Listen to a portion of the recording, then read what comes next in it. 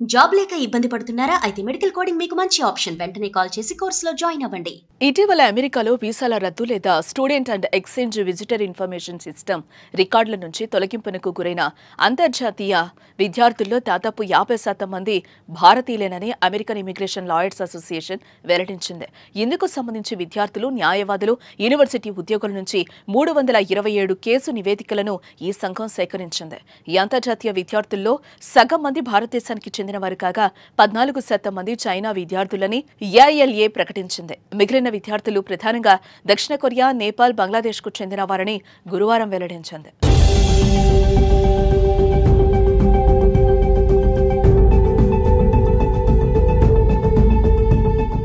2023-24లో అమెరికాలో చేరిన అంతర్జాతీయ విద్యార్థుల్లో అత్యధికులు భారతీయులేనని మొత్తం 11,26,690 మంది అంతర్జాతీయ విద్యార్థుల్లో 3,31,602 మంది అంటే 29% భారతీయులేనని ఓపెన్ డోర్స్ డేటా పేర్కొంది.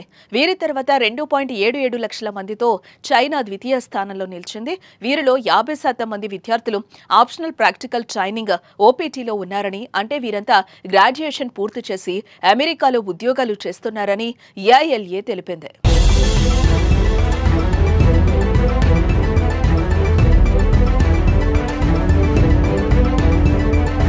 F1 వీసాపై అమెరికాలో చదువుకుంటున్న అంతర్జాతీయ విద్యార్థులు 12 నెలలు పని చేసుకోవచ్చు. అదే స్టెమ్ కోర్సుల విద్యార్థులైతే మరో 24 నెలలు తమ వీసాను పొడిగించుకోవచ్చు. సెవీస్ రికార్డు నుంచి తొలగింపునకు గురైన ఓపీటీ విద్యార్థులు వెంటనే ఉద్యోగాలు చేసేందుకు వీల్లేదని, ప్రస్తుతం చదివే విద్యార్థులతో పోలిస్తే ఓపీటీ కింద ఉద్యోగాలు చేస్తున్న వారు తమ పాత హోదా పొందడం సాధ్యం కాదని ఏఐఎల్ఏ తెలిపింది. అంతర్జాతీయ విద్యార్థుల వీసాల రద్దు ఏకపక్షంగా జరుగుతున్నట్లు ఏఐఎల్ఏ ఆందోళన వ్యక్తం చేసింది. తాము సేకరించిన కేసుల నివేదికలో 86% కేసులు ఏదో ఒక స్థాయిలో పోలీసులతో సంప్రదింపులకు నోచుకున్నాయని, 33% వీసాలు రద్దయిన కేసుల్లో అభియోగాలు నమోదు చేయకపోవడం, వారిపై కేసులు పెట్టడం లేదని ప్రకటన తెలిపింది.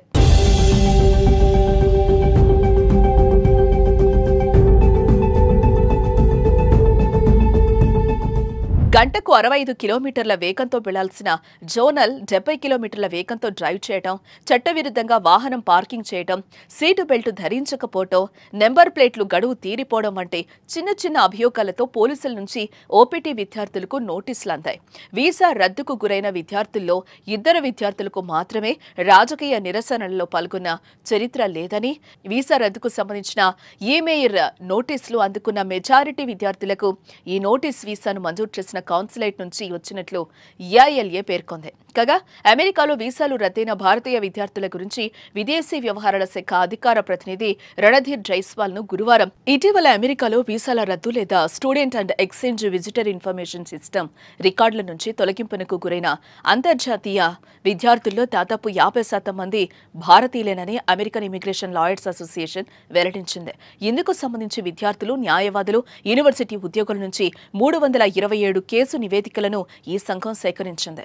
ఈ అంతర్జాతీయ విద్యార్థుల్లో సగం మంది భారతదేశానికి చెందినవారు కాగా 14% మంది చైనా విద్యార్థులని ఏఐఎల్ఏ ప్రకటించింది. మిగిలిన విద్యార్థులు ప్రధానంగా దక్షిణ కొరియా, నేపాల్, బంగ్లాదేశ్కు చెందిన వారని గురువారం వెల్లడించింది.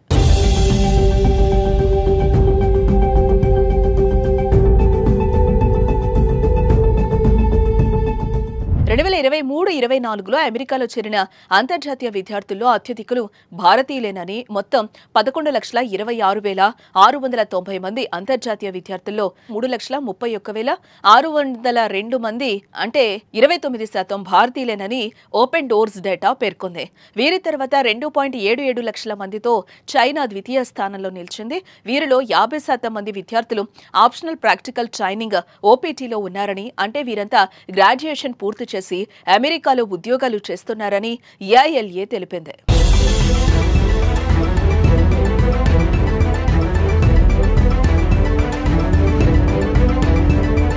F1 వీసాపై అమెరికాలో చదువుకుంటున్న అంతర్జాతీయ విద్యార్థులు 12 నెలలు పని చేసుకోవచ్చు. అదే స్టెమ్ కోర్సుల విద్యార్థులైతే మరో 24 నెలలు తమ వీసాను పొడిగించుకోవచ్చు. సెవీస్ రికార్డు నుంచి తొలగింపునకు గురైన ఓపీటీ విద్యార్థులు వెంటనే ఉద్యోగాలు చేసేందుకు వీల్లేదని, ప్రస్తుతం చదివే విద్యార్థులతో పోలిస్తే ఓపీటీ కింద ఉద్యోగాలు చేస్తున్న వారు తమ పాత హోదా పొందడం సాధ్యం కాదని ఏఐఎల్ఏ తెలిపింది.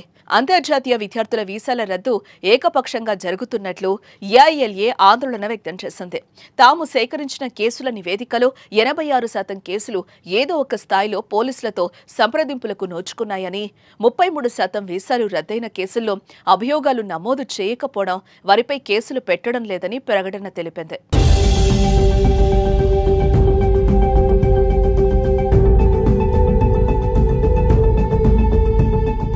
గంటకు 65 కిలోమీటర్ల వేగంతో వెళ్లాల్సిన జోనల్ 70 కిలోమీటర్ల వేగంతో డ్రైవ్ చేయడం, చట్టవిరుద్ధంగా వాహనం పార్కింగ్ చేయడం, సీటు బెల్ట్ ధరించకపోవడం, నెంబర్ ప్లేట్లు గడువు తీరిపోవడం వంటి చిన్న చిన్న అభియోగాలతో పోలీసుల నుంచి ఓపీటీ విద్యార్థులకు నోటీసులు అందాయి.